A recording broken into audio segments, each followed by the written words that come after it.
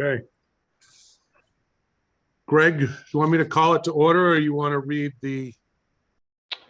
You can call it to order. Sure. All right, let's call the meeting to order at 5:04 p.m., January 17th.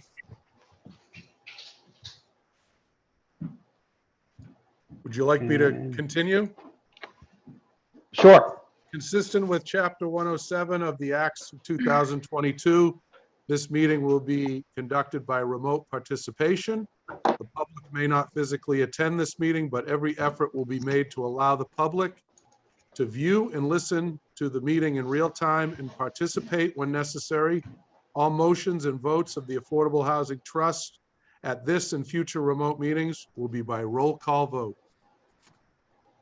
First, my next on the list, I am Mike Luster, Chair of the Affordable Housing Trust. MJ? Mary John Boylan, member of the Affordable Housing Trust. Joe? Joe Bertolino, member of the Affordable Housing Trust. Ruth?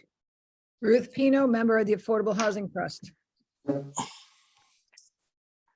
Chris McCarthy, member of the Affordable Housing Trust. Deanna? Ian Fay, member of the Affordable Housing Trust. Heather? Heather Daigle, member of the Affordable Housing Trust. David? Hi, David Fields, Community Development Director. And Greg? Greg Kadam-Torrey, Planning Director. Thank you very much. Really, the basis for this meeting was for Jen Golson to review the draft of the strategic plan. And I don't think she's on yet.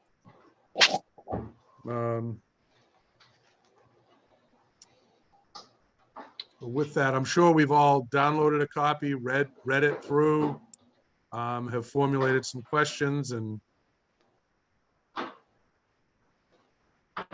I have a few things, Mike. I don't know if this makes sense, but we could go over them now just together and then bring them to her when she's on.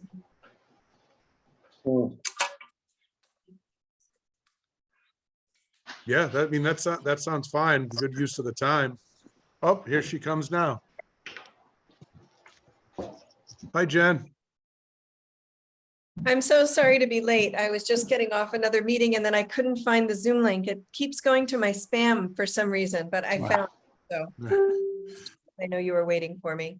All right, well, we've all introduced ourselves. Would you like to introduce yourself? Yes, I'm Jen Goldson, planning consultant, and I'm happy to be here. All right, thank you, Jen. And we were just discussing that the main topic of tonight's meeting is for you to present your draft of the strategic plan. So Ruth had some comments on it. Do you want to go on, Ruth, or do you want Jen to just?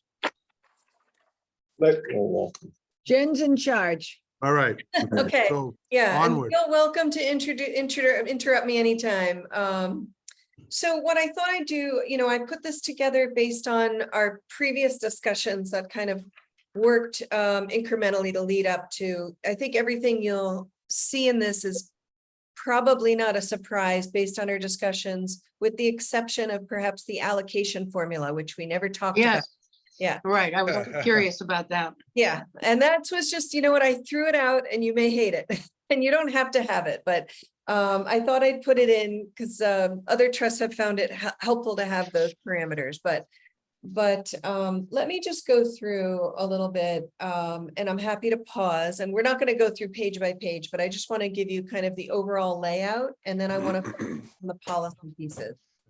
So you'll see that in the initial chapter, we're calling it executive summary, and it's really talking about a little bit of the background, and I put in, we could also change this to just introduction. It's more of an introduction in some ways, but it basically goes through who you are, what your purpose is, and I brought in some things from your ordinance. I think it's helpful for people reading this, including new trust members, because you may not always go back to your ordinance. You may not remember that you had to do, I think it was a quarterly report, and things like that. And so I put some of that in there that I thought might just be helpful.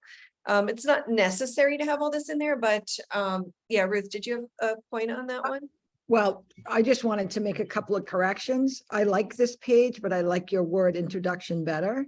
Much better. Yes. So, Yeah. so the first photograph, Harbor Village, is not a Harbor Light project. Oh, I'm sorry. Okay. No need to be sorry. It was Action, and Greg will correct me, but I think it was North Shore CDC. Is that right, Greg? Or, Yeah, Mickey Northcutt. Yeah, it is North Shore CDC. okay. Okay. And then the second gotta be photo quiet. is not a Gloucester Housing Authority property. No. Oh, okay. It's affordable elder housing, but Greg may know this. I'm not actually sure about the name of it, but it's not Housing Authority. Okay. The last paragraph. It says, to date, the trust has funded the construction of 162 affordable units. I think we should clarify that we supported it rather than funded all those units. Right. Good Uh, point, Ruth. Yeah, good catch. Where in the parentheses for a development project, what I would do is put the number of units, because that's the YMCA on Middle Street. Yeah, name the project and just put in the number of units, but I think just rewording that to make it clear that we didn't pay for 162 units. Okay. Got it. Okay, great.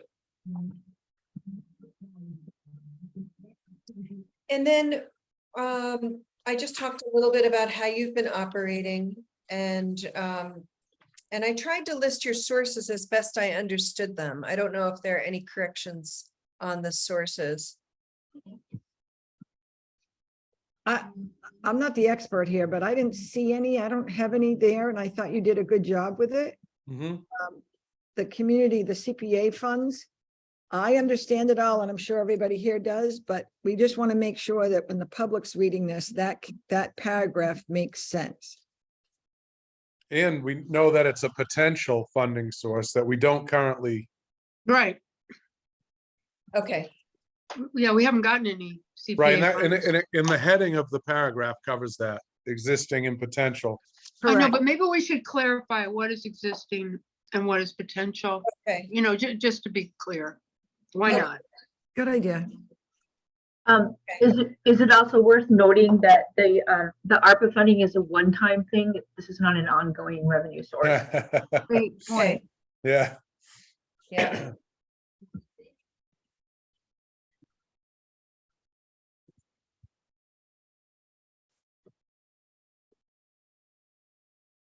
Okay, that's great. I'll make those clarifications, and I'll put it into two categories of the existing and the potential. yeah, that's good. Okay, great. Yeah, And then I don't know if this was, oh, yes, Chris?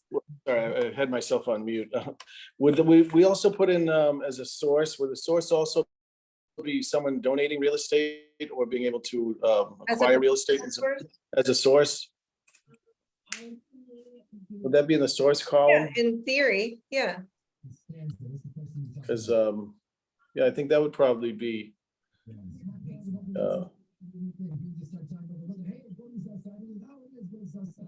You know what would be an interesting question? We don't have to have it answered today, is whether a donation like that is tax deductible. I believe it is. That's come up in other communities. So then if that's going to be added to this report, I think you should put that in there. Mhm.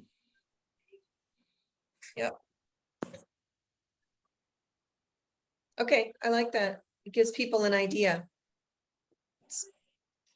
Opens a door, says, we'll It opens welcome the door. anything, No, Yeah. that's smart. not just money, we'll take your shoes. Okay, I like that. Here, these numbers are old, but it's the most recent housing production plan you have. So Right. I made sure to put the date pretty prominently. But I did just capture some of those numbers. I don't know if you feel like that's useful, because they are old, and I know you want to redo your housing production plan soon. No, I thought it was fine. That's my opinion.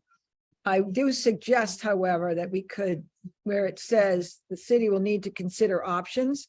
I think to be proactive, we could say, we could loosely define the options, which we might all agree is housing reform, tiny house ordinance, smaller lots, things like that.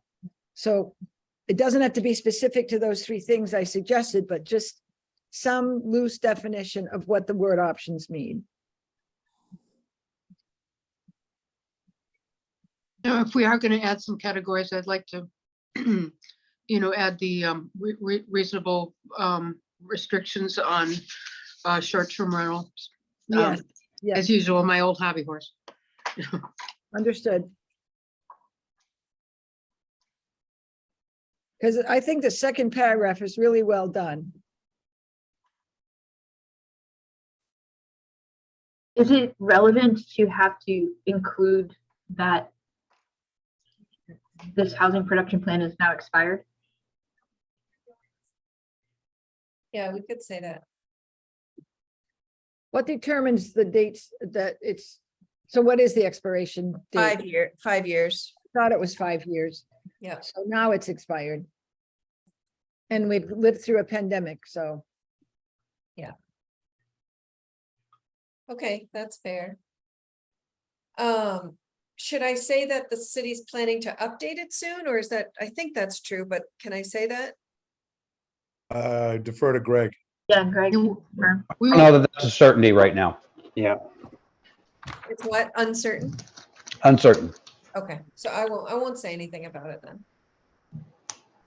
Jen, I'm just curious, because you do this for other communities when you look at the census data.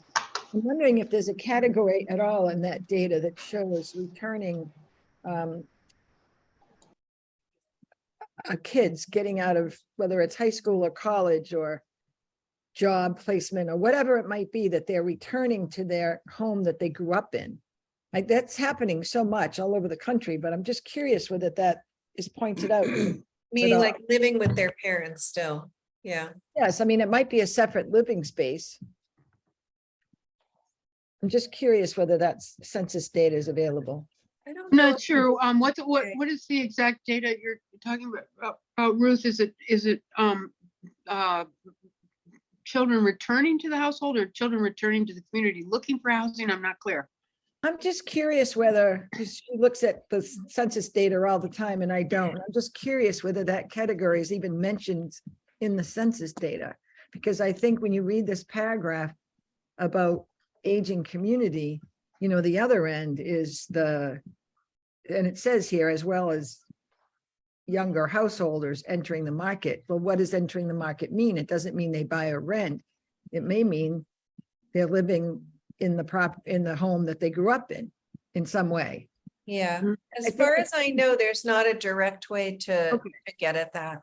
Okay, And I think in the census, they'd still be considered living with their parents while they're in college as a dependent. And I think. Oh, it- yeah. They don't have another permanent address until they do. Okay, and then I just want to point out, this particular paragraph, I just gleaned from my interviews. This was not, Which one, Jen? this one that talks about, it's the last paragraph on page 6. It says, according to the interviews, these were my interviews. So this was Right. not, I'm not sure if I made that clear enough that this, because everything else is the HPP. Maybe I need to make that a little more clear. Yeah, that wasn't clear to me. I thought that was gathered from the housing production plan. Yeah, okay, Well, it says according to interviews with city officials, but yeah, but it just didn't say, clarifying yeah, that it's not part of the production plan. yeah, I'll make that clarification. I think when we do update it, though, this is going to be a good format to go back to, and so that we make sure we cover everything. Good. Okay, and did you think it was helpful? I put this ARPA, resource in there. I didn't know if that was helpful to you, but I just put it in as a footnote. because I had to learn myself when I wrote up that paragraph about the ARPA funding, you know, what you could use the funds for. And I figured, well, since I just looked it up, I might as well give them that resource, but. No, what I think it's help- good that it's in there because if the public reads this report, it'll be helpful to them to understand. Right. Mike? Well, no, it's funny you mentioned that because when the mayor announced to Deanna and I in a meeting about the ARPA funding, I was unaware that it could be used for affordable housing at the time, Yeah. because I knew the first round of ARPA was not meant for affordable housing until they changed the guidelines, They so, clarified it, yeah. yeah. Can I just, just sort of going back to that last paragraph, that was, referring to interviews with city officials, wouldn't it just make more sense to add that to the next section, which is I what was we just heard thinking through the interviews? same thing, yeah. When I saw my next thing was what we heard through interviews, I'm like, why did I include that under Yeah. the HPP? Good Yeah. catch, Dana. Yeah, I think that's right. I think that's right. I was, in my mind, I was thinking of housing needs and I was trying to update a little bit, but it doesn't really make sense there. Let's see. I might change where I put this, but I'm just gonna stick it there for now. I'll see how it flows. Okay. And this you've seen before. This was something that I presented, I forget when, I think in November. Okay, and I'll fix the pagination now because it got a little messed up. All right, but this is what I really wanted to spend our time on tonight, is this is this is really where we get into the policy piece. So I took a stab at a mission statement. You may not like it, and that's fair. I don't expect any rubber stamping. I write the plan up at this point so that you can have a reaction to it and we can really talk about changes. But I tried to capture what I think we were talking about through the past few sessions. And I tried to get everything in there into your mission. Now, some people want a much shorter mission statement, so that's fair if you want me to, boil it down more. But what I have here is the mission is to increase and preserve Gloucester's affordable housing options through production of new units, maintaining the existing year-round rental housing stock, assisting households in need of assistance, and advocating for local regulatory improvements and approval of affordable housing development permits. So this was your wording, correct? It's Because I don't my remember. take on what you guys did through your Post-it notes. Yeah, Yeah, you haven't seen this exact thing before. Gotcha. Version, yeah. I feel like it contains all of the elements, but I feel like the wording needs to be retooled a bit. Yeah,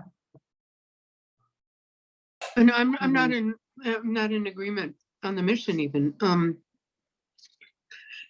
Increase and preserve Gloucester's affordable housing options through production of new units. Yes, or how about production and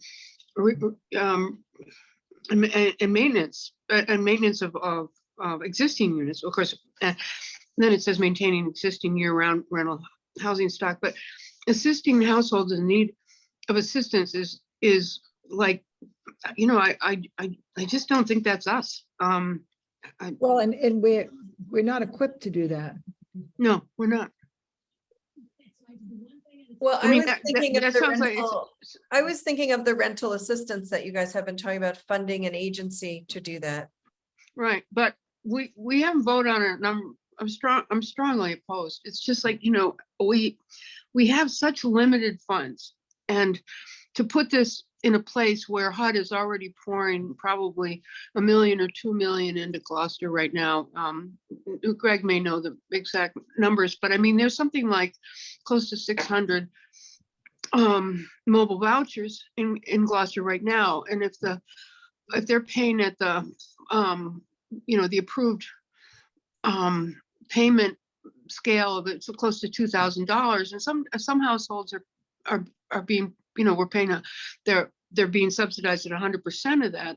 But let's say it's 1,500, per household times those 548.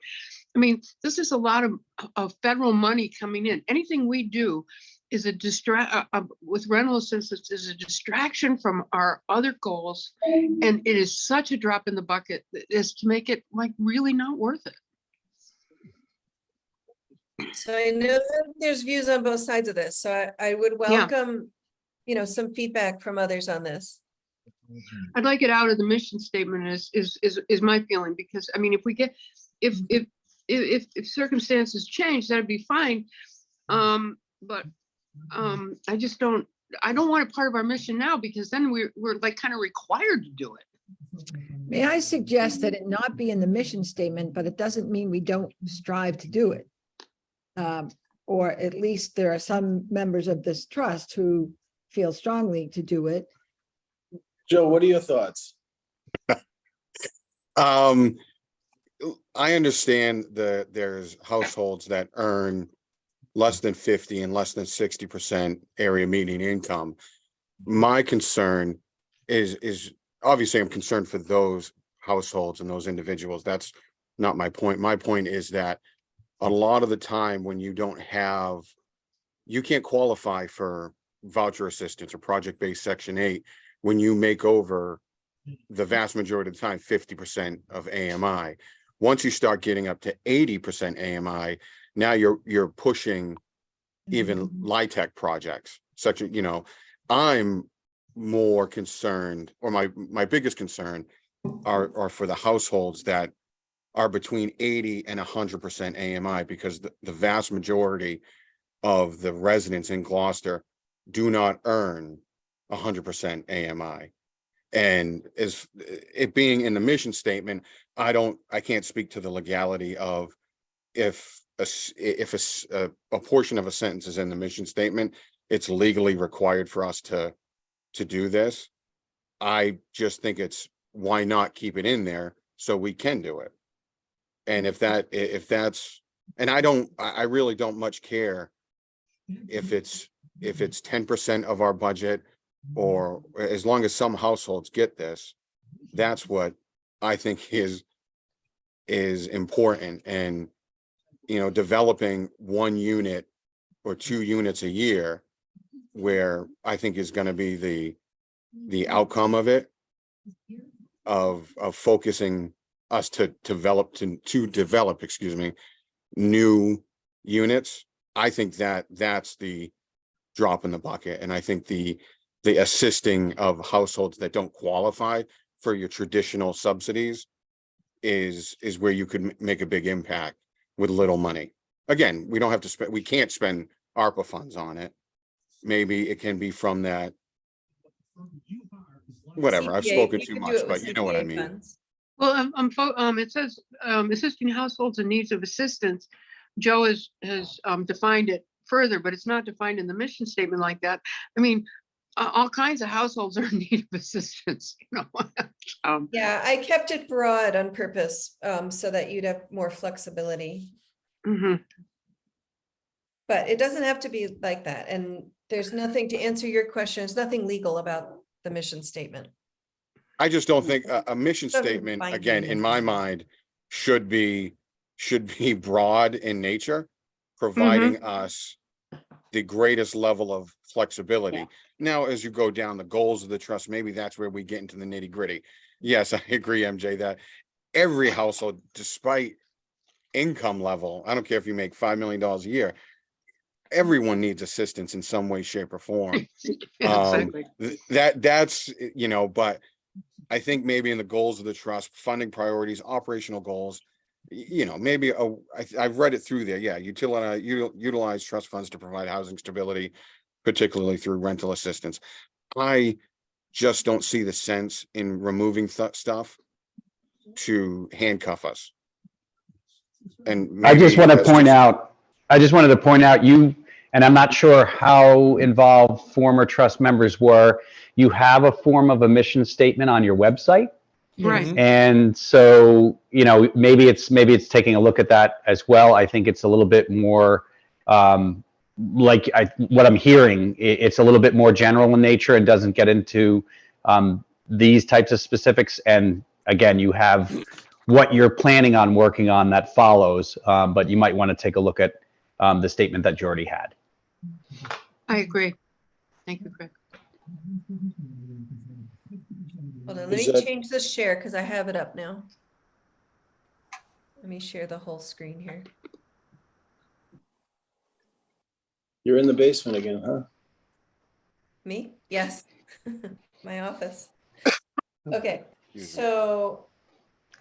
All right, this is your website. I hope it's big enough. And I think that this, it's not, it doesn't say mission statement here, but I think Greg, this is what Right. you're talking about. Yeah. Yep. This, that's Was the one, yeah. created to support the creation, preservation, and maintenance of affordable housing in the city of Gloucester. In doing so, it is also the policy of the city and the trust to protect, preserve, and enhance the economic and social diversity of the city, to provide affordable rental and homeownership options for people of all ages and income levels, and to accommodate the changing housing needs of families and individuals. I love it. Yeah, we worked pretty hard on that and I still like it. I still like it a lot too. I mean, That's fine if you guys want to stick with that. I feel like the wording of that actually opens, opportunity for doing some sort of assistance if we come up with something. Mhm. So I feel like that covers that as an option. Okay, does Or as a- anybody object to just to keeping that? Is there any Well, look, objection? maybe we can refine that a little bit and put in to increase and preserve, your first statement, increase and preserve Gloucester's affordable housing options. Not that it was created, we're just more active, to increase and preserve, Mhm. not why it was created, but it's to do, We not need, why it was created. more emphasis on increased production. Right, increase, yeah, exactly, increase and preserve. I think the last statement is more where this is what we are now. We're already what we are now. This is what we're going to do right in the first couple of words. Mhm. So you're saying just take that first piece? The mission. Yeah. Sounds good.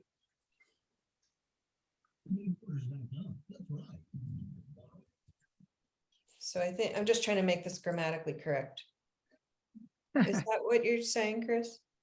What do people think? I think just getting right to what you do right away is. I think that looks good, Chris. I think that's, Works for I me. agree.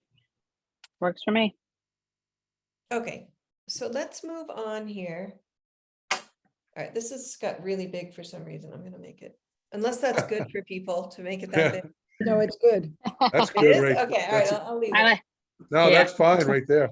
All right, I'll leave it. Okay, so then there are goals, and I just categorize them into funding priorities and then operational goals. I don't know why that says and, it shouldn't. Oh, funding priorities and goals. No, I guess that's okay. Funding priorities and goals, and then operational goals, and then we get into actions after that. And so I have, I took that 60 units, that's something someone put on one of their newspaper headlines. So you can talk about if you want to say that in there, but I want to give you some kind of metric to aim for. Prioritize trust funding to create at least 60 units of affordable housing in the next 5 years, especially units affordable to households at or below 50% AMI and populations vulnerable to housing instability. And let me just take all three of them at the same time. Allocate trust funding to preserve existing housing stock to protect year-round rental housing options and to help prevent displacement. And then 3 is utilize trust funds to provide housing stability, particularly through rental assistance. So why don't you tell me what you think of those 3 goals, if you want to change anything? On number 1, prioritize trust funding to create. I'd rather use the word support, the addition of, Mhm. because we're not the ones actually creating them.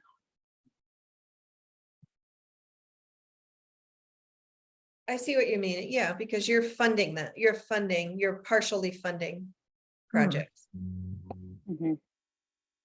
I don't really have a good sense of what would be a realistic goal and the number of units, but just thinking about 2 units, 2 projects that are in the pipeline, the Harbor Light Main Street project and the YMCA project, that already puts us over 60 units.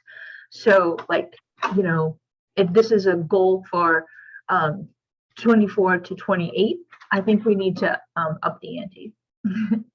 Yeah, and I did do, let me see if I did it right, but I did do a quick calculation on those percentages I was suggesting. And so let me just look back. So you have 1.5 million of ARPA. And if you assume another 500,000 CPA each year, let's say, so that's another 2.5 million, right? No, 500,000. You said. 500,000 a year over 5 years. Oh, I'm sorry, Yeah, Jen. did I do the math right? I think that's Mhm. 2,500, okay. Oh, Can I did it I'm extra sorry. zero. Hold on a The- second. Okay, Okay, we're gonna get rid of that extra zero. Okay, and then we've got, oh my God, did I do that right? No, I didn't. can I just ask a quick Do it, question? do it. It's $4 million, right? Joe? Yeah, Joe? of the CPA funds. So how much, is it 10% that should be set aside for community housing 10% purposes? is the minimum, yeah. Okay, 10% is the minimum, and what, no more than 50? Because I see it, 80%. 80% more could than technically 80%. go to housing, but what we were talking about is seeing if we could get 50,000. I'm sorry, 50%. Which I think is about 500,000 a year, if I'm remembering right. I'm doing this from memory a little bit right now. No, I mean, you're in the ballpark. I mean, it's 1.1 million in 2022. So what I had done is taken the 4 million. See if I can actually do this. And then I took the 0.65% of that. You guys following me so far? Yep. From down here. Where is it? That, which we haven't talked about yet, but this is just how I got, partially how I got to that. I kind of double checked it. It was something someone wrote on a Post-it note. So if you assume the 500,000 a year, so that's 2.5 million plus the 1.5 million ARPA, and let's assume that's all you get for the 5 years. You might get more than that, but let's just assume it's that. So 65% of that would be, did I do that right? Yeah, 2.6 million. And then if you took a cap of 50,000 a unit, which I suggested down here, you don't have to agree with any of this, but I just want to see if the math works out. It gets you about 52 units. And since that's a cap, I think I figured, well, you know, that's the maximum. The 60 units that someone put on a Post-it note is probably not out of the realm of possibility. If you're looking at the 50,000 a unit as a cap per unit, you could think, okay, maybe we could get 60. That's how I checked it. It's fuzzy math for sure. Makes a ton of assumptions, but that's why I did that. You could be more aggressive, but that's what I was thinking. Can I ask the other members of the trust, and I'm gonna beg for some forgiveness here and on my ignorance, but is there, other than the existing projects that we've already allocated some money to and some other projects that are currently being pushed through the pipeline, do we have units that can be built to this scale? Like, are there projects out there that have 30 or 40 units that we can fund? Well, Maplewood has 30 units with 8 affordable units. And the rest of them are going to be probably less than market value, but I mean, there'll be eight units at 60% AMI. I believe was in the proposed plan for that, but that I don't know if that's going to go forward at that. Deanna, Well, would this you isn't something we've voted on, is it? I mean, No, I think he was just asking what might be. I'm what might be coming wondering in the because pipeline. in my research, there's just hasn't been this type of development in No. 30 years. So again, maybe I'm missing something. Maybe Well, I don't think claim to be point the out that- smartest in the room. maybe some of it's in anticipation of the MBTA community zoning. Let me point out that the YMCA, and I can't remember the other one you mentioned, oh, the Harbor Light's Main Street project. The YMCA East End. specifically is behind us. So to me, I know they're not existing, but the 60 going forward is still a decent number of units to have an expectation of. Mhm. Yeah, Ruth, you got to the point so much faster than I did. Mhm. Thank you. Because I don't, So you I feel, mean- Joe, you're feeling like we should lower the expectation. no, maybe not so much, again, I don't know how many units there are in Gloucester. I don't know how many are affordable, but I'm a big fan, and maybe this is just a line of work that I'm in. Instead of being specific, saying 60 units, maybe it's, I think the state, I think there was like a 10%, you needed to be at 10% affordable housing stock in the city. We're at like 7.6.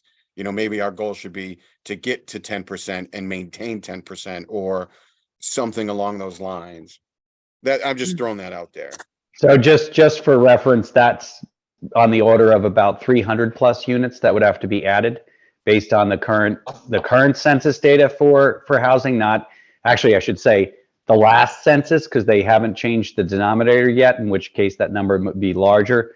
But I think, if this is over a 5-year period and projects come in, different sizes, and sometimes there's one where there's more of an opportunity, pointing to things like Harbor Light and the Y project, we haven't heard an ask yet, but sometimes because of the different funding sources that they already have available, you might be subsidizing at a rate of 10,000 or 20,000 a unit because they've, it's a project that they've already kind of developed, but they are always looking for local support. But also having resources, and one of the things that I think Jen points to later on in the plan of developing a program, you haven't been funded before at this type of level. So I think you're also going to attract people in this space to look at maybe smaller projects that are, a 3 or 4 unit project where they want to create some affordable units and may look and say, what, this might work if I requested $50,000 or $100,000 from the Affordable Housing Trust. So I think it's a pretty well balanced goal at around 60 units over 5 years. Considering the YMCA project alone is 44, I believe. And that's a little bit in the rearview mirror because you've already funded that.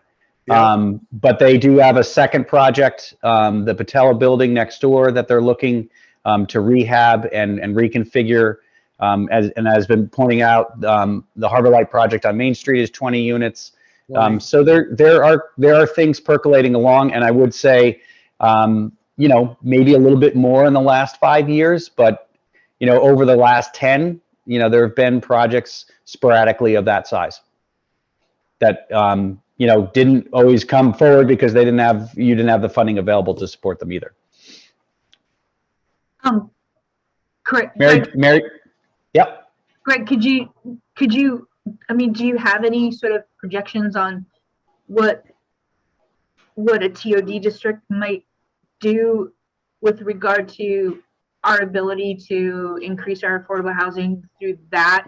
I think my concern is that, I don't know, like I said, I don't know that 60 is the realistic number or not, but I wanted to be sure that whatever goal we set for ourselves, or a number or a percentage of some kind, is that it's using a proactive approach and not that, not to assume that we're going to sit back and wait for applications to come to us, that we're going to be, pushing and driving it from our end as well to encourage people to apply. Deanna, I completely agree with everything you just said, but there's the reality of it's not us who are building the units, it's someone else. And so everything that we've done through this work we've done with Jen was to show us how to be advocates for that. It doesn't mean we make it happen. 60 units over the next 5 years is realistic, in my opinion. Anyway. Well, So is it? Is it? One of the assumptions is $500,000 a year from CPA. We haven't even gotten $1 from them. So why do we think that's? I don't know. Well, one of the reasons that I heard you know, the CPC folks are looking for this strategic plan is so that they know what they're gonna be funding, what you're asking them of. So, This would be Yeah, very. but that we don't know that they would actually would fund her at what level, you know, that it's all speculative. What if we were could I- to, oh, sorry. Chris, do you have a question? Go ahead, Chris has Chris. been trying to ask a question Go here. ahead, Well, Chris. I'm gonna try to back us up because I think we're falling into our history a little bit too much. Jen, part of the priority and goals was sort of leaving out the initiator part of what we looked at for the framework. So how would we integrate that into our priorities and goals? Yeah, it's a good point. I really did focus on funding being a aspect. funder, yeah. Yeah, and I think we Um, want to try to be a little bit more proactive, and I think that we get caught up in looking at the projects and what we can and can't do on a unit basis, and I'm not sure that's the best way to look at it. Mhm. It might be from a dollar, you know, I'm not sure exactly how to look at it, you know, because with regards to getting money for the CPA, we haven't yet. I think that might have to be some sort of goal we set with them as time goes on. I mean, we'd like to get obviously 1/3, and if, I'm not so sure we should aim for 50%, but I think that we, you know, I think we've got to, before we do and we start looking at funding things, we've got to go back to our framework, which is initiator, funder, and hybrid. That's what we heard from the study, and that's what we should try to continue to work through in our priority and goals, I believe. I would say, Chris, that the second one here about preserving the housing stock, if you go down to the actions that would be associated with these goals, we have some things that I would say would be a little bit of a mixture of, you know, Mhm. some things are clearly funder, we want an application, right? This is what number 2 is. We want to get the CPA funds. But then we have other things, for example, evaluate the feasibility of seeking a nonprofit or regional organization to do a local multifamily acquisition program. That's not a funder, that's trying to partner with an entity and providing funding for a multifamily acquisition program. And then so is the rental housing, see if warranted, oh no, that's the short-term impact. Where did I put the, Yeah, I'm forgetting where I put it, but the rental assistance thing is in here too. Oh, here it is. yeah. Fund a qualified entity for the local rental voucher. Well, I just think if we don't become an initiator in the first year one, I think that it tends to go on the back burner because it's hard work. That would be my thought. When is you that say it's- initiator, what kind of strategy are you envisioning, or what kind of initiative in particular? Well, I think from what we had done from a lot of the gathering of information is being able to initiate projects, initiate projects. Meaning of development project. Yeah, or in some way and manner, so that we're not, but I just don't think we should just slip into being a funder. I think we should become a little bit more active, you know, sort of. So you're thinking, I mean, you mentioned a number of times people donating land, for an example, as an Or example. even that, or even getting city-owned land or something where you basically, you're able to put together, I don't know, sort of a working sort of outline of what people, you know, I think taking an active role in being able to be able to create something that Mhm. being able to be more hands-on, I guess. I think I get what That might you be my mean. nature. So if you were able to get land, whether it's city-owned land or a land donation, or you could even buy land, right? And That's then, kind of sort of what I do for a living in a way. And so that's the way I look at just things being more active that way, and being able to, if something's sitting there and no one can think of anything to do with it, it's just going to sit there. But if you can create something, whether it's, you know, not on a specific property, but in general, being able to say, listen, this is a framework, we're going to be able to find some land, and we're going to be, I think just taking a much more active role in putting together some type of a deal that a nonprofit developer can walk with, Mhm. versus them always bringing it to us and we saying, we can give you money here, this is what we need to do. I just think being able to you know, just more proactive in that manner is the way that I would look at it. I just don't see it in part of the. No, it's not here. It didn't Yeah. seem to be a priority for the group, but I want to put that out there again right now. You Well, know, in your I think what Chris is frame- outlining is you'd have land somehow. Put aside how you're gonna get the land. Then you put together, you might do some Well, not- pre-development work, you might do a Or not, survey. yeah, not even having, being able to put together a framework that someone that has land can do it, being able to just be able to put together a framework for people, nonprofit developers to do, be able to create some, you know, not just having the land itself, but being able to say, this is, you know, putting together, I don't, I guess it would be. Oh, yeah, purchasing land. Chris, you may be particularly well suited to do that sort of thing, but I mean, I don't, it's way out of my wheelhouse. You know, it's not something that I would personally do. And so what would the trust do? I mean, would we rely on, you know, somebody to just volunteer to do this sort of, you know, putting think I we things think should they'd be together? able to, if you, obviously, if you do have some limited staff and some way you do it is be able to go after and potentially find, be able to find some city-owned property that might lend itself to a small project, a 3-unit, a 6-unit, or 2-unit, or even a single unit, and be able to No, I say, get that, but it's a job for somebody. Who's it a job for? it's a job for the trust. I mean, that's, Well, no, No. you What gotta if, be.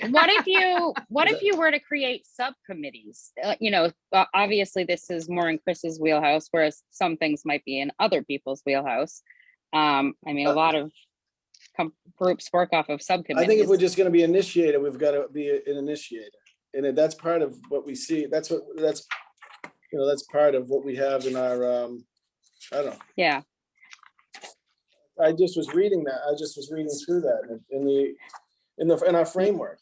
Initiator, a funder, and a hybrid. There's 2 spots that mean initiating and all we've been doing, you know, all we talked about the last 15 minutes was just really the funding aspect. I just don't want to lose sight of that. We want to also, and it takes hard work. And again, it is probably easier for me because it's what I do, but I think, you know, stuff will float out there unless you pull it in and do work on it. So it's not really that difficult. I think it's foreign, but it's not, I don't know. One of the reasons I got on the board is try to be able to help look at stuff like that and have it be able to build these affordable places. And I think a lot of times you've got to get uncomfortable and go out and do these different things. So I don't have a problem as long as the board's, you know, being able to try to help do that sort of stuff. Well, let me ask the rest of the group here. So first, I just want to ask, is it clear what Chris is suggesting in terms of being an initiator, putting out an RFP, selecting a developer, and really? I think so. what It's like. And, Okay. and just to build off of what Chris is saying, Mhm. I've never developed multifamilies or more than any units here in the city. But I would imagine that an individual who has land, who wants to build, has to meet with the city at some point in time. I think it would be great as a role of an initiator is for us to know that person. You know, they come to the city, they come to the city hall, they have to make some type of request of the city to allow this. We're notified and maybe we can reach out to them and solicit what we can do. You know, what we can provide. We can provide funding if you do X, Y, and Z. You know, I think that's a great way to get us in front of the people who are doing the work. And Jen, just as a little bit of background, I've probably done that in a private way, in a profit way for probably on over 100 different properties in Gloucester. So just to let you know, that's to my background. That's why my mind is like, it's like a thick bowling ball. So I thought I understood what you were talking about, Chris, until Joe described what he was thinking about, what you were talking about. So it sounds more like it could even be a private entity that has an idea that you decide you want to support.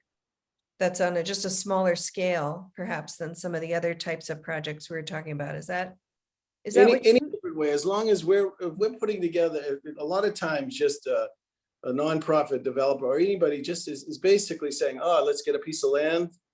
Let's get the cost of building this house. Let's see what the market is and let's see where the funds come from. So you're It's just trying to put a basic. deal together, basically. It will put some, yeah, yes, in some way, or setting up some sort of, sort of platelet that people can follow that like, it's, like, just so you get an RFP, you put it together. This is, we got some city-owned land and this is set aside by the city council and mayor for affordable housing. We want to get proposals. Let's put out the proposals and RFP and see where the best one to come for this piece of property. Call it on Maplewood Ave, say it's on Maplewood Ave. And let's get more RFPs in and see. So let's be able to put together the package that some nonprofit developer can come in and do. So Chris, I personally appreciate that you're on this board because you bring a level of understanding around the building and the costs involved with building. But Yeah, I'm small, and for me, it's more, again, Jen, I do a lot of small projects. I don't do these big projects, just to let you know. But I'm reluctant to have something in this report that obligates us to run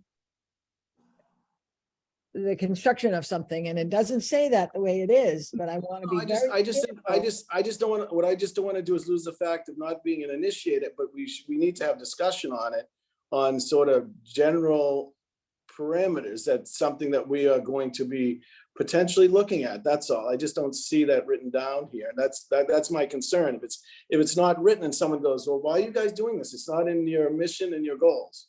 Well, you're going out on a tangent. No, this is what we talked about. I just want to make sure we put it into a general, we keep it as part of our, as part of what we are going to do in a general sense. That's all. I don't know. I think it creates an expectation. I Well, would if use we the put in, words if we put in the Yeah. trust board's approach that we're an initiator, we should be initiated, or we take it out and just say we're a funder. That's all. Or we can encourage private developers and nonprofits to approach the trust with their projects. I mean, Mhm. encourage it, and what the other word is two different things. I'm not saying we shouldn't encourage this Yeah, kind of no. thing, Chris. I don't want any wording that implies we're doing it for them. And I totally Yeah. agree that having something within the city and on our website that shows the parameters that people have to, there's still zoning issues involved with any kind of application. So there is a laundry list of items that someone has to go through, but we're encouraging people to approach us. That's what we need to do. Gotcha. Jen, what have you seen? You'll probably hear what I'm trying to say. What do you see in other cities? Yeah, we're trying I to keep do? hearing different things depending on who's talking. So let me just put out one very clear scenario, and I want to see Sure. what people think of it. Not Chris, though. I want to see what everybody else thinks of it. Okay. So Ruth, I'm going to ask you first. So what if the trust had land? Forget about how you got the land. Maybe it was city land and it got transferred to you. Maybe you got it through tax foreclosure. I don't know. But you have land because you can own land, right? What if then you did put out an RFP? You did some kind of feasibility study that you paid for, and you could see that you could get a yield of 10 units, 8 units. I don't know what it is. What if then you put out an RFP and you said, we're going to give this land for $1 if you create 100% affordable units, however many units your feasibility study said you could get, and developer, you go out, you do the construction, it's going to be your land. We're going to transfer ownership to you, or we're going to give you a long-term ground lease. We don't have to get into these details, but maybe we'll even give you a little extra money in addition to the land to subsidize the construction costs. But you don't do the architecture, you don't do the construction, you don't do the zoning. You basically give the land to the developer to do that. I think that's one of the scenarios Chris is talking about. How would that feel to Ruth? Because I just heard, let's encourage private development, but I don't think that's exactly what Chris is talking about. So I would be very open to that, the way you just expressed it. Absolutely. I mean, we haven't had that opportunity or / experience, so it's hard to see it happening. There's a whole lot of steps for that to happen, even, for us to own any land. Yeah. But you're absolutely right. If we're going to encourage people giving us land, there's the possibility for that. I just think that as short a description as possible, we could use the word encourage again. Encourages gifts. I don't know that this report needs to establish every nuance of what that means. Right, I agree with Ruth, me too. but that would be under an operational goal, right? Not a funding. Well, it's, yeah, let me think about that. Because it ends up being, you do end up using funding probably to do some things like a feasibility study. There's probably some pre-development work. You may Yeah. hire someone to do your RFP. And you could even subsidize the development too, so. I'm So gonna in put a that case, placeholder in. would it be wrong to suggest that we would be more of an investor or a partner in an enterprise like that?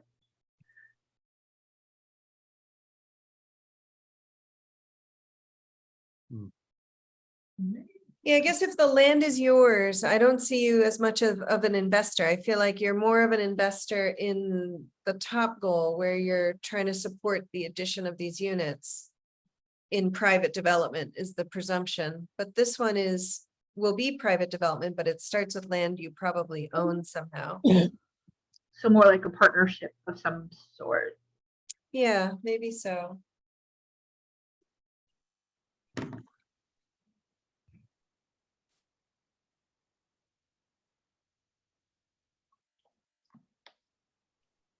I'm not gonna word it this way. I'm just gonna try to capture what we talked about and then I'll work on the wording later. Can I say smaller development or do you not want me to say? I don't think you should categorize it as small or large because Chris brings up a good point. If someone gave us, I don't know, there is no such thing, but 10 acres of developable land, maybe only 2 acres of it is developable. Yeah, But I'm strongly advocating for the word encourage as opposed to saying whatever the other word might be. okay. I'm just putting the ideas down and I'll try to work on something. Does anybody oppose having something like this in there once I work on the wording? I don't. I think we spent time on it the last time we spoke about becoming a hybrid and not just a funder. I think Okay. it's a great idea. I think everybody talked about, and I think most were in agreement, if not all, that we were going with the hybrid model. Okay. Okay, let me just point out this number 3, we didn't specifically talk about this, but I did say, and I know it's been a subject of discussion, so I just want to mention.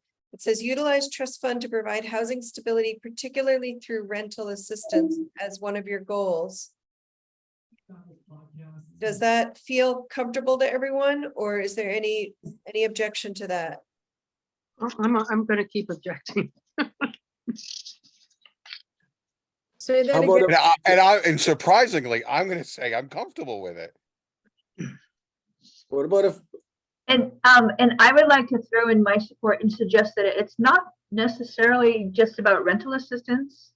I think that there's a lot of people that might be transitioning from one type of housing to another that don't have, the first, last security deposit in the bank account to be able to make that transition. So maybe they're moving to a more affordable unit or something that they can better manage. And it would be economically feasible for them to be able to relocate, but they don't have the upfront funds to be able to do that. So maybe some sort of grant program or assistance that we could offer in that case would be, a game changer for a local family. So I'm for exploring that. I think that we need to be able to think of it as more than just supplementing somebody's short rent that month. Again, this is what action does. And to do the kind of administrative work, first of all, you'd have to collect a lot of data. You have to, get, income verification.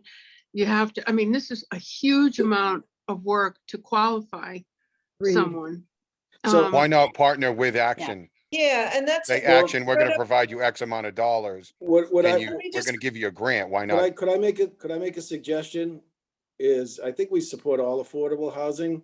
I think, could you go back to that paragraph just a little bit, Jen? That if we could actually keep that in a utilize trust funds to provide support and stability. I think getting into the small details, I think we just we make it one short sentence so that we will provide, and I don't know the exact word, will provide housing stability and support and not get into specifics, because that can change. And if we have it in there specifically, we're gonna get called out on it all the time.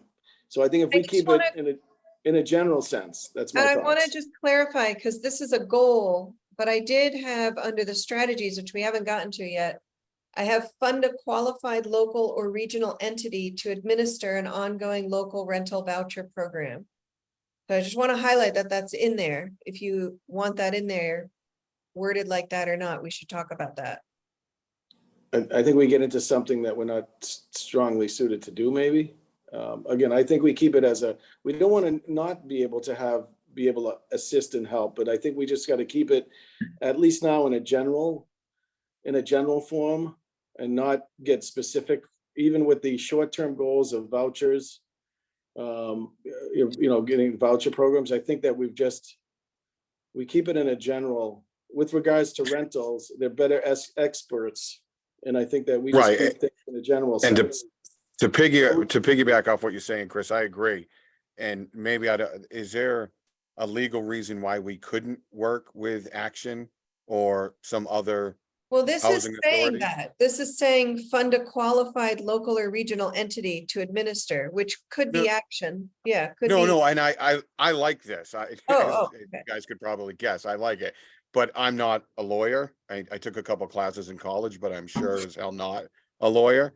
So I think we grant them the money, and they're the experts. They're always looking for donations, and maybe say, and I love Deanna's idea of, if it's a cleaner, the support and relocation, that's huge. So family doesn't have to come up with $4,500. That is a massive amount of money that if Action or insert housing authority name can provide, and they do the oversight because we've given them the money, I think that's a no-brainer. You do it every day of the week. So the But- CPA funds come into the trust, and then we give them right back out to Action or something like that. Right. Rather than why are we Why even do, involved? why do we need to be involved? Exactly. Well, I correct me if I'm wrong, the CPA or the CPC, they have to provide some level of housing assistance, correct? And we, Yeah, I Yeah. mean. in I the- thought our trust name was the Affordable Housing Trust. So Right, why but they not could- do it? They could, because the CPA could do it without us. Directly. They don't need the trust, and neither does Action to. Well, Action does affordable housing as well, so No, but that's. what- why do we So do anything then? They would accept the funds from CPA. I'm not disagreeing with the need to do this. I just mean the CPA funds has its own way of being able to channel the funds to the appropriate agencies and or the trust. Right, I think Right, so what if we could give them more funds? On top of Right the there. what the CPA is. Exactly, it's not, yeah.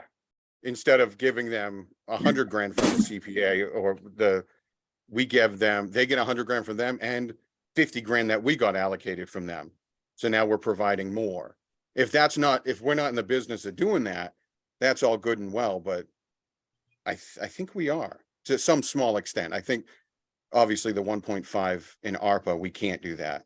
So I would love the idea of providing some assistance to builders and doing things like that, but with a little bit of money, why not? Jen, are you aware of any other housing trusts that have a assistance program, like a direct assistance program? Some trusts have funded, they've basically gotten CPA funds to fund an agency to do emergency rental assistance during COVID. I mean, would it be fair? Would it be fair to all to say that we would evaluate, or do some outreach with Wellspring or Action or some other local nonprofit to say, can you work with us on a grant program of some sort that we would fund through CPA fund? We would apply for CPA funds and fund it, and they would administer it. I mean, I'm happy to work with Joe as sort of a subcommittee to talk with, Wellspring, Action, and other organizations to see, if there is an opening of need that we could assist with.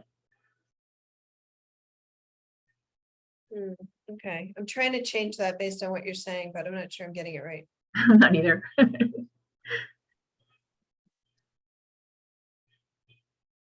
I mean, we don't want to duplicate another agency's work, Yeah, but if there are untapped CPA funds that say, you know, Action or Yeah. Wellspring as examples may have already tapped out of from the CPA, and we can intervene and provide that service. yeah. So is this worded broadly enough? It says collaborate with a qualified local or regional entity to create a program focused on housing stability, such as a local renter, an ongoing local rental voucher program. It's not saying you're funding it, you're just collaborating with them. Could we say local rental assistance program or support program? Because I wouldn't want to give the idea that we're providing a voucher directly to Yeah. the landlord. I agree. Okay, does anybody object to the way this is changed now? I don't think we need a regional, just like Joe had said, a local. Yeah, I think local, we have Mhm. enough local organizations that. Okay, I mean, there are some very good local nonprofits who already do this work. And I don't know that we should encumber ourselves with the time it would take to do what you're thinking. It's not that anyone here is opposing the idea of it in terms of helping people, but I just don't know that we need to Yeah. say anything about it. I agree. I Ruth. don't- I It's just we've got so much on our plate and there are others that are doing this particular thing. So MJ and Ruth, I 100% agree. I don't think any of us have the time or the professional experience to administer this type of program.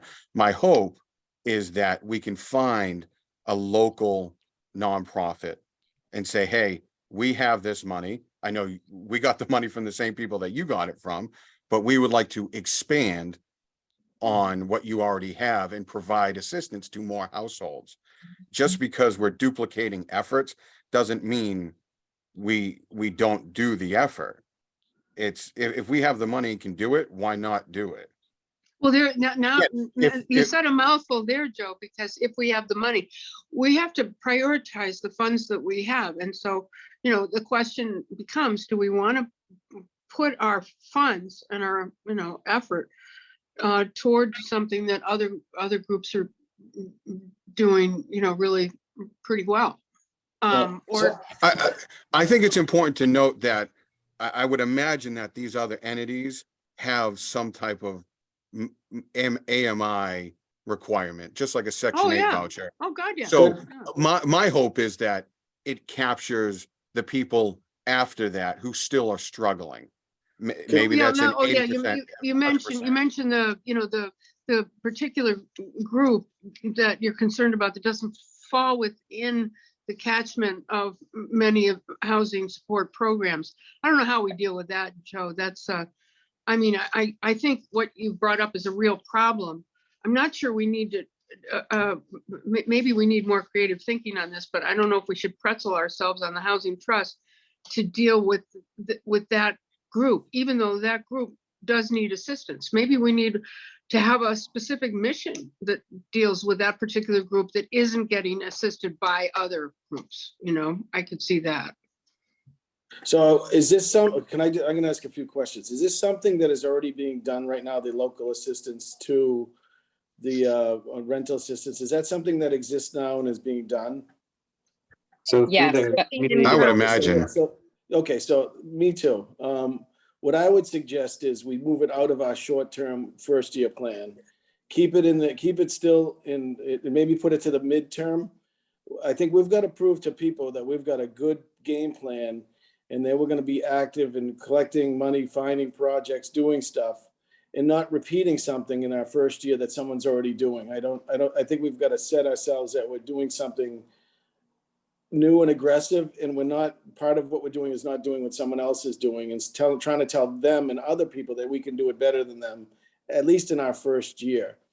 I think we still have to keep it in our goals that we're going to assist rental, but I think we keep it in a real general sense for our first year.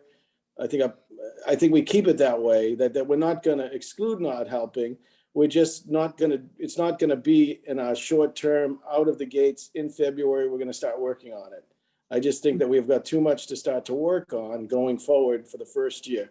I'd probably move that to year 2, my thoughts, the, being active. Or what do Could they we, call- the other thing too is, could you find some data on how much the need is there for that assistance and how, I'm where, sure there's plenty of need, but I think there's sources that are more qualified and are doing it this year and this coming year. And I think that we're gonna concentrate on our new strategic plan and getting that Oh, yeah. activated. And I think no, that I we'll was in just we'll agreement get with caught up in you. doing, we'll get caught up in doing something that's already being done in year 1. I'm not saying we shouldn't do it in year 2 through 4, but I think I think that we're not gonna do it well if we're gonna try to put it into our program for the first year. And I think it will take away from some of the other goals that we're gonna be doing. It's something that someone was else is actually doing. Agreeing with Go you. ahead. I was asking Joe if this is like something that's really passionate, maybe we could get more numbers to kind of see. Like Deanna was saying, maybe if they want to do a subcommittee and kind of look into it and see what need is there and stuff like that, then maybe eventually look at that. But I'm fine making it part of moving it to the medium term category and taking the Yeah. time to do sort of a little bit of a feasibility study to see what we could put together for the future. Yeah. Does that work Yeah. for you, Joe? that's Yeah, what I was thinking. Yeah. that works for me. Yeah, I And think, to clarify what I was saying is that I in no way, shape or form think that the Affordable Housing Trust can take money and do a better job than Action or CTA out in Lowell or many of the incredible nonprofits that we have out there. My only point was, hey, if Action is getting one slice of the pie from CPC or CPM, sorry, and we get a little bit from them, maybe we can give our piece of the pie back to Action, who then will just take our money because we're funding, we're not overseeing, we're not doing anything other than writing a check. That was my goal. If it burdens us administratively, I don't think we're qualified. And I agree with you 100%. It muddies the water for everything else. And you don't want to throw the baby out with the bathwater here. That's not my goal. My goal is if we can get a little money and pass it on to someone who makes 90% AMI but still can't make the rent, or it costs them $5,000 to move, maybe we can help a little, but Yeah, only but- if Action can oversee, but I or just think. Action or anyone. So the only thing is, but I think back to what your original thoughts were, might have been, Joe, is in our mission, in our goals, we want to say that we're going to assist. We just don't want to take it out of there, because I think at some point we're going to try to assist, but just not in the very short term. I Just to support- 100% agree. I think Okay. that's a great idea. Mhm. I really do. And as we've had discussions, So MJ for the and rental, Ruth for the and affordable rental market, should we say, if you go to number 3, what do people think we should do in number 3? Utilize trust to provide housing stability, support, and something for the affordable rental market, and leave it general, or what? I mean, I like it, to utilize trust funds to provide housing stability and support. I That's like pretty, it. that's pretty Succinct. general and broad. Pretty Wait a general. minute, what number are we on? 3 under Under- the funding priorities and goals. Yeah. But I don't think my 3 said Should we that. say rent, Joe, Well, we should we just say changed rental it. housing, rental Oh. housing? MJ, can you see stability on my and support? screen? Oh, I'm sorry, Jen, yes. Okay. Joe, Chris, I like the idea of keeping put it. rental before housing. I like general. I mean, because if it's rental or not, it's still housing, right? Yeah, but I think I- that we still want to say that if someone asked, can you do it? I think if we put rental in front of housing and we keep it general, short sentence, utilize funds to provide rental housing, stability and support, period. That's good. But we, Yeah, I agree. I'm in the business. but we put of- rental in there general because and year not 2, we'll scaring probably anyone. need to do it. Excellent, okay. Mhm. And I love the idea of in years 2 and 4, and I've taken the comments from MJ and Ruth and really taken it to heart and go, yeah, you guys are right. I need to look at this differently. So I think it gives us a little bit of time. We create a subcommittee, and if it's not feasible or we can't Yeah, do it, no, we I can't think do it's, it. no, I think we still have to definitely keep it in there, because a lot of people, funders are gonna see that we wanna also help out all aspects of the affordable housing market, not just for, not just purchase. Okay, let's. Thank you, keep guys. Moving here. Sorry So to for bog everyone down. operational- That's okay. It was an important discussion. So the next thing that I think we need to talk about, I put in 50%, try to seek 50% of CPA funds. This is a number that I heard from multiple it. people. I like it. You like it, Ruth? Yep. Joe gave thumbs Mhm. up. Does anyone object to the 50%? Heather's. Okay, great. Okay, I think the next two won't be much of a discussion. Ensure transparency, and sorry, there's a typo. Ensure transparency of the trust operations, including through an informative website and formalized application and funding process. And be vocal and consistent advocates for local approval of affordable housing production and adoption of zoning reforms to increase production of affordable housing and needed housing options. I don't mean this to go on to a long, really drawn out discussion at all. I just want to say that it's all okay with me, but be vocal and consistent advocates for local approval of affordable housing production.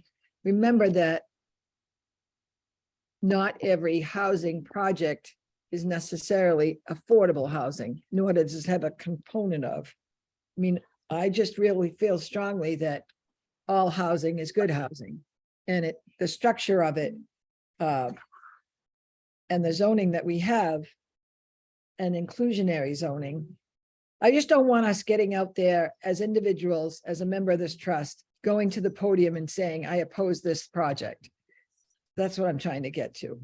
So taking the word affordable out of this part of the sentence, but keeping it in later, as I say, and needed housing options. Yes. What if, Mhm. can we change it to, for the approval of housing production? And in particular, affordable housing, Sounds good. so that we're not eliminating it. So I don't mean to eliminate it. I just mean Yeah, not every that housing would- project. I know what you're saying. I didn't, there was a poor choice of Subdivision. word. Is this okay like this, Deanna? I think I meant where it says advocates for local approval of housing production, and in particular, affordable housing and adoption of zoning reforms to increase production. I like it. So we're kind of giving it the same weight as it's all housing, but in particular, affordable housing. Okay. Anybody object to that? Be a vocal, consistent advocate. To be.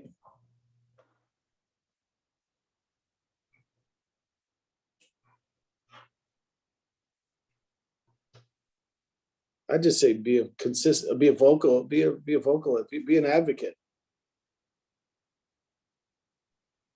I don't know, I just keep it simple. Yeah, I like it.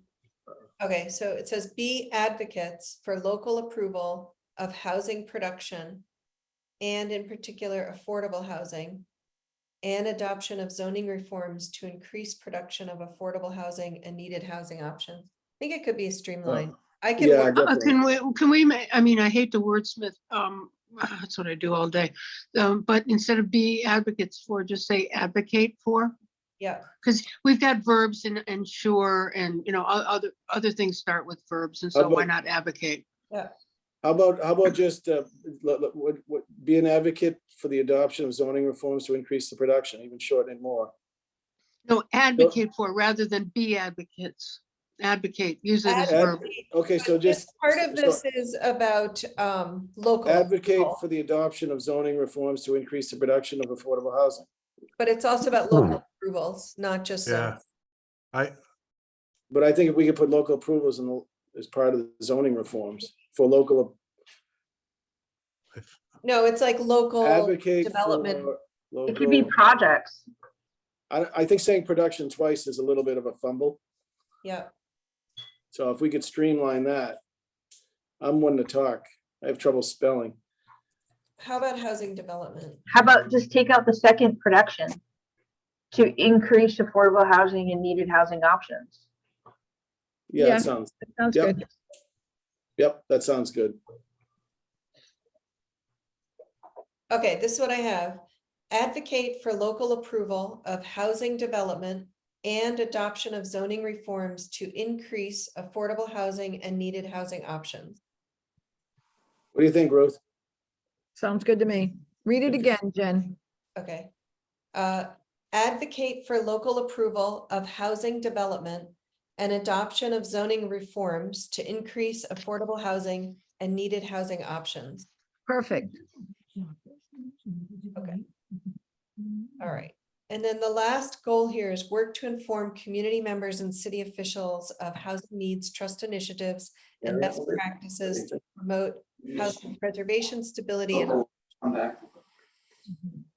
There's some noise in the background. Somebody needs to mute. okay. And then the priority actions. So this one is, this is year one now. I have 5 for year one because we took one out. So I have collaborate with the CPC to advocate for local policy. Sorry, this is not well worded. I can fix the language.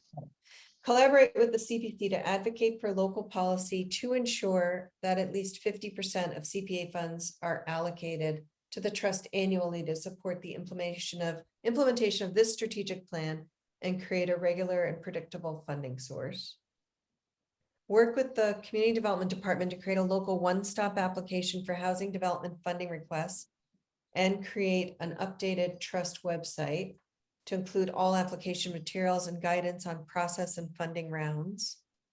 3, actively outreach to local and regional nonprofit and mission-driven developers to promote understanding of funding and application process and criteria and encourage qualified and competitive applications for housing production.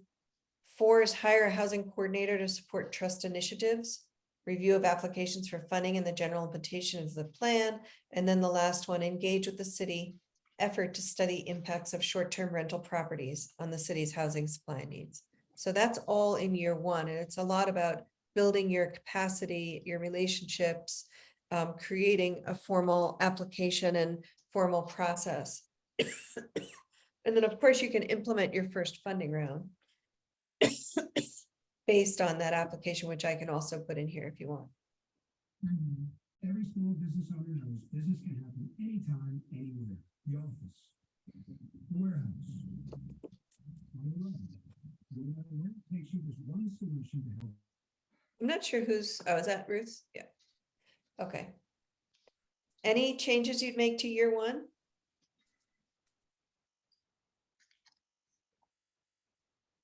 I think it looks good. All right, then medium, we have the idea of this local multifamily acquisition program. That's years 2 to 4. And starting an annual public forum. I'm not suggesting you do that next year. We put it down in our matrix that we did together, down into following years. Support and promote opportunities through redevelopment of city-owned properties. If warranted, given the results of the short-term rental study, advocate for local adoption of reasonable restrictions on short-term rentals.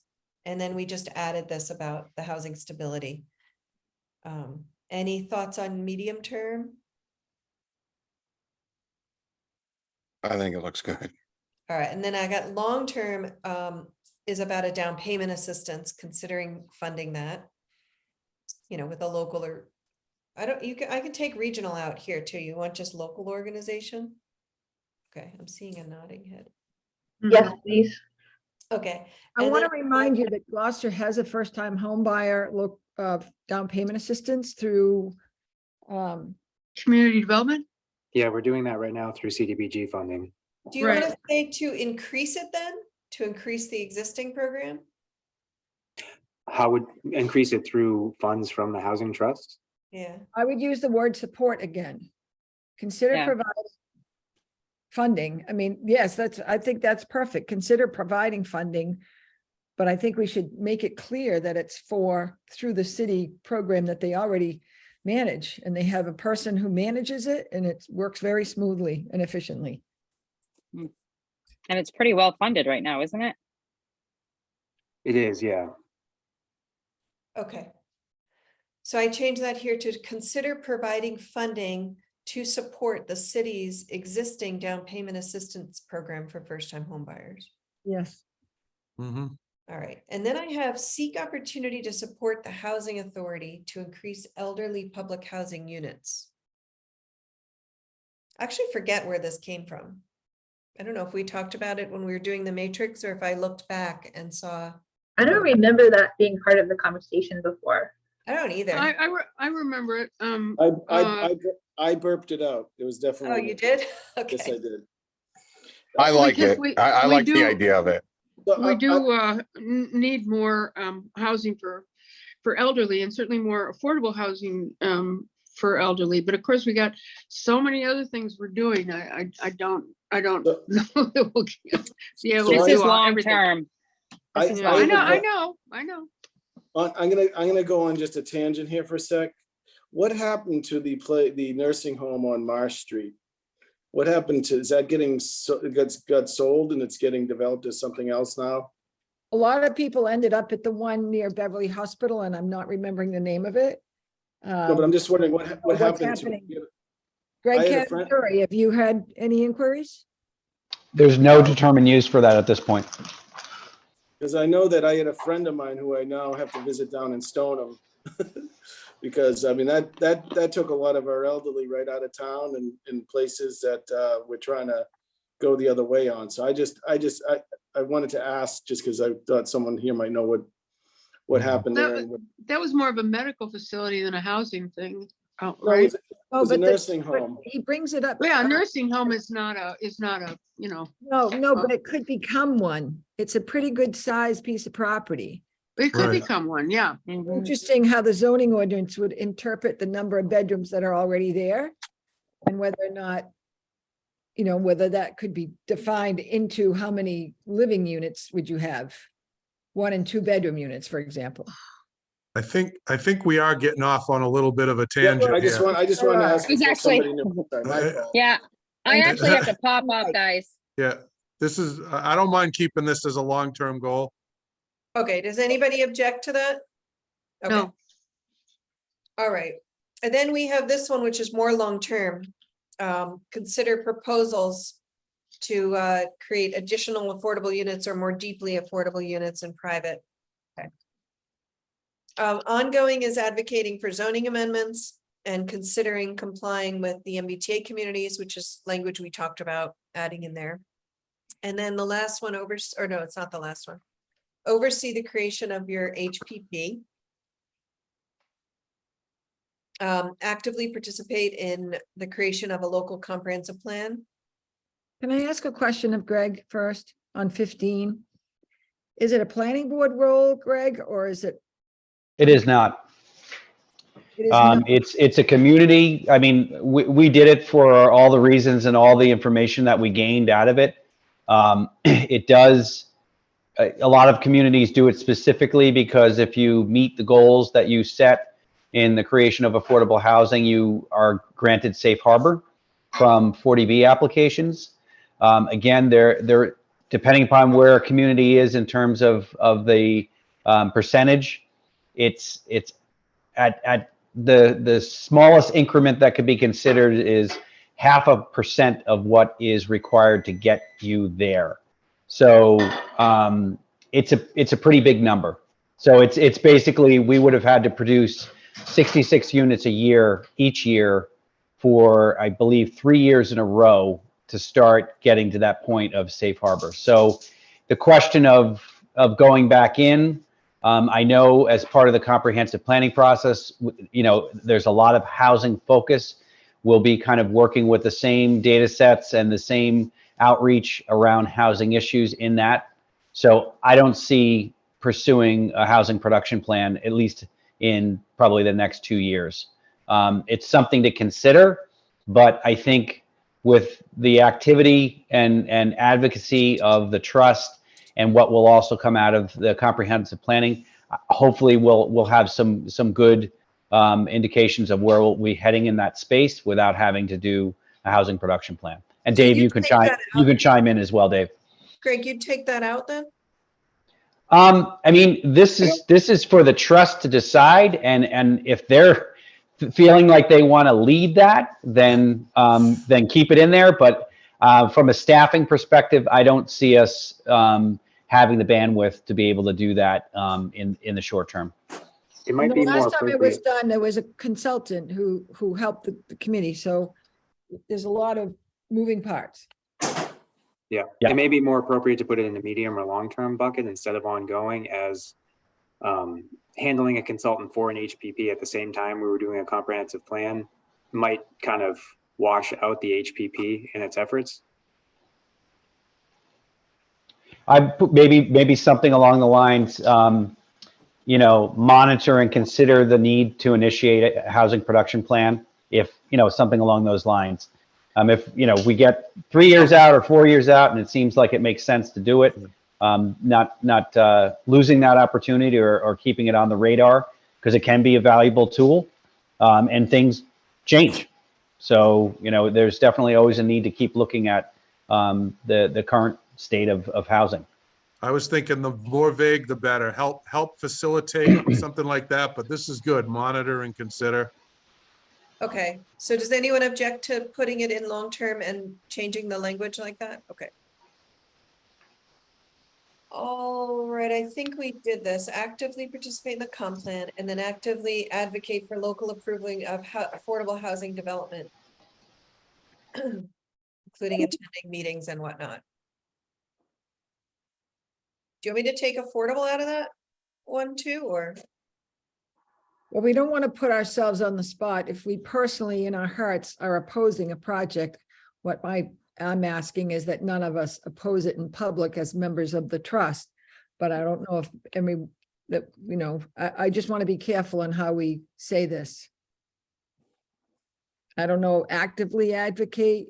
I mean, if you say actively advocate and some of it involves affordable housing, then absolutely. So taking the word affordable out changes the whole meaning. Yeah, I think affordable needs to be there. Yep, me too. I think actively doesn't need to. I just advocate means to advocate. That means All right, actively. it's an extra word, yeah. Yeah, it's redundant almost. Actively out. Take it out of 16 too, just start with participate. Yep. Guys, I'm gonna have to bow out a few minutes early. Well, not early, but All right, No problem. all right, thanks. Bye, guys. good to You see gonna you. bow? You gonna bow? I'm bowing out. Okay. All right, we're almost through this here. All right, so I threw this in. Some trusts find it helpful to have some target allocations. You're not bound by this, but it gives you a sense of your priorities and where you want to spend most of your money. And I just took a stab at this based on, thinking about 60 units over 5 years and based on what I, thought were perhaps your priorities. But you tell me if you think I got this close to what you think, or if you want it in there. You don't have to have this in there. I think preservation of existing multifamily year-round housing is low. And local rental assistance, 10% of our budget. This seems high. Anybody else? I'd probably leave the whole thing out. Yeah, 'Cause we good. don't really know question. exactly. I think we Well, we have no money right now, so I think we leave it out. Does anybody object if I took this out? I don't. I think it's a good idea, Chris. To keep it in or take it out? Take it out. I'm sorry. Okay, that's okay. Too general there. Okay, I hear no objections. I'm gonna take this out. All right, I also took a stab at some general criteria which you could incorporate into your application and your evaluation process. I know we're running late, so I don't know if you want to look at this more carefully afterwards and give me some comments, or if you have any thoughts now.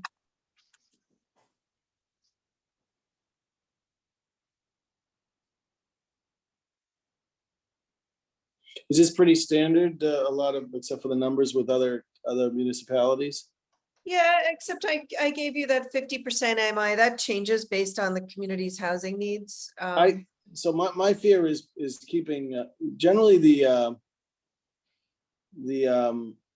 preservate, I'm having a mind blank here. The CPA funds, generally, is it a split into threes or 33% generally? Is that how they generally advocate them, or what is the? I wouldn't want to, in a part of our initial plan, to say that, well, we're getting nothing right now, is now we want 50%. I would say if we're traditionally from the state getting 1/3, then we should just keep everything at 1/3. We shouldn't say Right, but the 50%. CPA Yeah, the CPA was up here under the, Yeah, I think we should two keep, I think we places, should, whatever, if we're 1/3, a 1/3 entity, or the state, normally it's broken down to thirds, and we should say 1/3. We should ask for what we should get, not ask for more, because we'll just upset people. well, the on minimum is 10%. It's 1/3 of 30%, so it's 10% of the overall bucket. Yeah, and it's, the maximum would be 80%. And so communities have done various amounts. But 10% is the minimum. I would just go, I wouldn't get too aggressive on that, being our first year. I would just, whatever, whatever would be standard to ask for. I wouldn't There's be no over. standard, just the minimum statutory requirement is that they have to spend 10% of the total funds. Spend or set aside. Got it. Beyond Okay. that, it's just a matter of policy, and it's all a matter of how hard you guys want to push. Yeah, what do people think? I think it should, yeah. I mean, I see where you're coming from, Chris, and like you're saying, with starting from zero. So you think about it in terms of 10% buckets go into each at a minimum, and then there's 70 at play to be, it could be one project, it could be split up among all three of the categories. So maybe something that would be a little bit more conservative would be advocating for at least 30%. And I would then, say, yeah. if you make the inroads and the CPA likes what you're doing, and you say, this is a priority of current and maybe a future administration, then, let's try to move the needle a little bit more in favor of affordable housing. Yeah, no, I I think. misunderstood this. Go ahead, Mike. I assumed that we were looking for 50% of the CPA's affordable housing allocation, not 50% of the total whole thing. CPA funds. Total Yeah, Yeah, I think it's really, I don't know, just kind of presumptuous to have as a goal of acquiring another funds money, I mean. Yeah, I misinterpreted that. That's my apologies. I thought we were seeking 50% Of the housing. of the housing portion. Yeah, no. The CPA has their own mission and their own goals, and we just write in there and say, well, our goal is we're going to take 50%. We're gonna take. And they It probably just listen. kills me. There's a different word that we could use, MJ, than collaborate. I think it's a great idea for us to go to them and say, give us half that money so that we can do what we do. No, I think. No, I know, I but think- it's to put that 50% out there, this is a document, this is a public document. I don't, I think it's awkward. Deanna? I think it's year one. I think we're unrealistic doing that. That'll make us look like we don't know what we're doing. So I think go with a Right. more conservative. Greg, what would you suggest if Hold you on, were- I think What if we did the Deanna- actual Hold on, parameters? hold on. Deanna has a question. Hold on. I was gonna say, I was along the same thinking of you, Mike. I think aren't we only allowed to access money that's allocated for housing? No, you can ask for up to 80% of CPA funds. Wow. Okay, yeah, I mean, I think at the very minimum, we should be within the scope of the housing funding. I think anything beyond that, they're probably gonna turn us down anyways. Right. Right, Right. I agree. So the Yeah. minimum is 10%. Do you want me Yeah. to change it to 10%? Well, let's start there. Yeah, I agree. If we We have, haven't even been able to get that yet. That's 5% more than I thought we were shooting for. All right, so I thought we were Right, Mike had a different Looking for 50% of that mind. number. So I'm, Yeah. Does anybody I'm per- object to I'm per- that change? Does anybody object to Nope. 10%? Nope, No, good, thank you. I mean, that we is we can go funny. back to them if we have something Down below, unique we that have we those want to images fund. down We below can as go well. back to them. Yep, correct, Deanna. Yeah, and it says at least, so it doesn't limit you. You can ask for more. Mhm. Okay, let's go back down to this. So why don't you look at the criteria and let me know if you have changes. Okay, This 50% AMI was not about the CPA funds. This was just right. talking the Yeah. area median income. Yeah, But I'm glad we caught it. Yeah, okay. And then I Yeah. have one on tenancy stabilization because that's different from housing developments. I just have two different criteria you could use. But look at just let me know by email what you think. Just don't copy everyone. Just send I it. just had one question on those, Jen. Does it make more sense to use 60? I'm just thinking about there's a lot of funding sources that are very much targeted towards 60. Our inclusionary ordinance has that as an option, so I'm just wondering if that's I a think little that's bit better fine. of a number. Yeah, Yeah. perfect. Yep, and it's at or below, so. Yeah, exactly. Okay, and I added the quarterly report thing in here, which is in your ordinance anyway.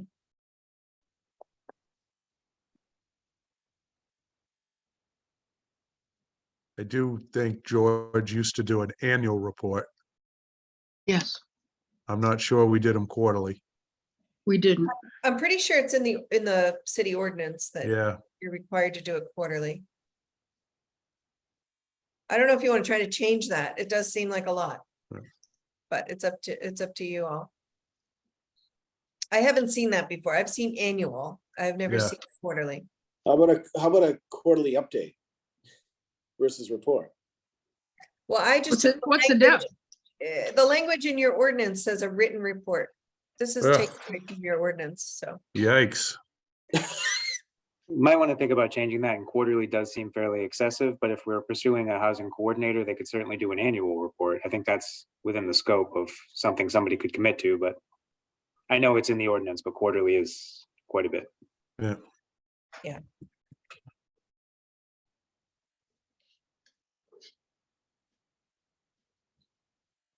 Okay, I can add that in as I don't know, do you want it to be a short-term strategy or when would you want to do that?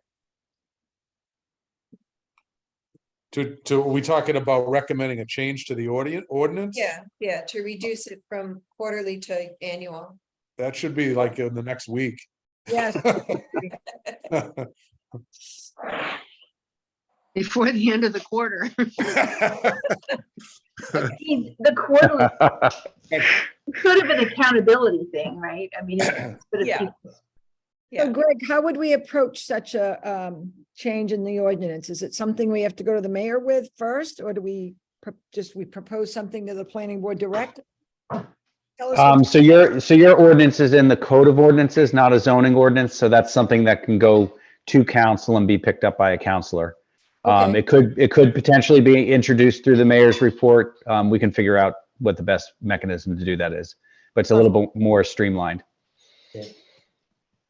okay, so what I'm gonna do is I'm gonna make these updates. It's not likely to be this week, but I'll do it as soon as I can, but expect it next week rather than this week. And I'll send that back to you with a new draft date on it. So that it's still a draft. And then whenever your next meeting is, next month, I presume. I'm not scoped to be at another meeting, but if you want to look at it, let me know if you have any additional changes. Or you may want to consider approving it, or I guess you'd adopt it at your next meeting. And then I can take the draft off of it and put the date that you adopt it. And then I would just say, if you have any other wordsmithing things or anything else that, if we glossed over anything and you want to give more input, just email, you can always email me and Greg, just don't email the full group. Okay. Okay, Okay, Can we establish, Mike, before we end the meeting, what the date is of the next meeting? Yeah, well, we can dismiss Jen before we do that, if Okay, we don't thank have any you. more questions for Jen. Thank Thank you. Anybody? Thanks, Jen. Thank you, Thank you, Jen. Jen. Everyone, Thanks, Jen. have a good night. Yep, bye-bye.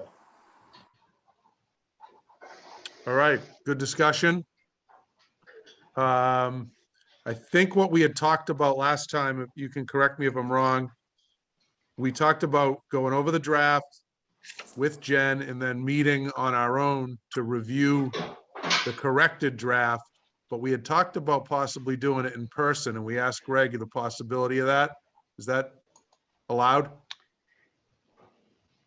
Yeah, I think if we, dispense with the remote part of it, we could probably find a space, probably likely City Hall conference room or something like that for an in-person meeting. Is everybody still in favor of an in-person meeting to discuss the next step? I can't, if it's in February, I can't be present. The whole, are you like the entire month or a certain? Yeah, the 1st to the 28th, I'm out. Oh, okay. I hope you're going to someplace warm. So Mhm. perhaps we should move forward with a meeting date, but MJ could provide us with some input prior to her departure, maybe? If she gets the draft in time? Well, I'm We'll giving you see. I'm giving you an Yeah. opportunity to have Thank you, input. Mike. Thank you. So the rest of us, I am away from the 16th to 25th, so And normally our meeting would have been the 21st. I have the 20th in my calendar and I don't know why. Well, that's President's Day. It's a Monday. Oh, yeah. so Let's meet on the 29th. well, you could do the 21st without, Funny. you could do the 21st without me, and I could also provide any input I have if you'd like to stay on schedule. But I will be in St. John. Truthfully, I think the more of us that are present, the better. I don't mind changing up the schedule a bit. I would rather all of, many of us as possible attend. So if not all, and I would hold off until we can do that. I'm fine with that. So Mike, when are you back? I'm back on the 25th. Does it make sense to just take a break and meet in March? Well, I think so. Yeah, So our regular meeting in March would have been when? 20th? The 20th.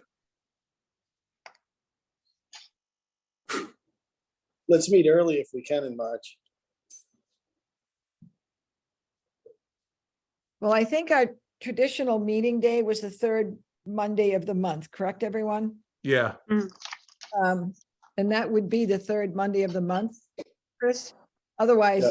are you proposing you'd have two meetings in March? No, I just think that would be a third of the way through the year. I think just the quicker that we can get it done, that's all. No, I can wait, not a problem. If we're Everyone not in meeting in agreement? February, I think we do the February meeting the first week in March. That's all. I don't know, that's my thoughts. I don't know. Whatever everybody wants to do.